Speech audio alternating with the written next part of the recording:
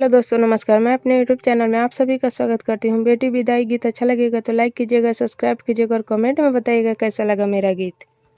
निहुरी निहुरी बेटी आंगना बहारेली, पापा नीरे खेले मुँह, पापा नीरे खेले मुँह।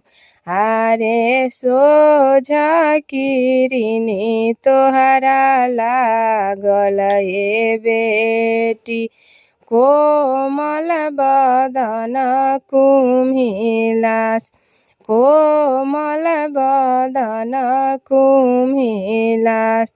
कह तू त ए बेटी कोठावा उठाई देती, कह तू त छत्र के छाँव, कह तू त छत्र के छाँव।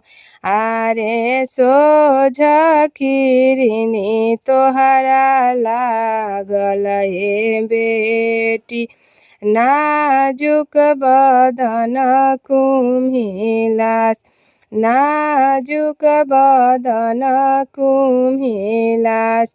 काहे के पापा कोठावा उठाई देब, काहे के छत्र के छाँव, काहे के छत्र के छाँव।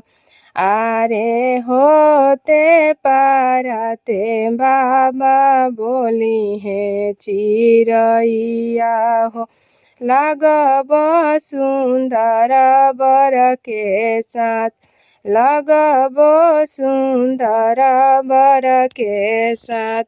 खोरवन खोरवन बेटी के दूधवा पियवनी, पुतवा से अधिक दुलार, पुतवा से अधिक दुलार। आरे दूधवा के नेकी नाही दिहलु ए बेटी, जइबू सुंदर बर के साथ। आरे दूधवा के नेकी नाही दिहलु ए बेटी, जइबू सुंदर बर के साथ, जइबू सुंदर बर के साथ।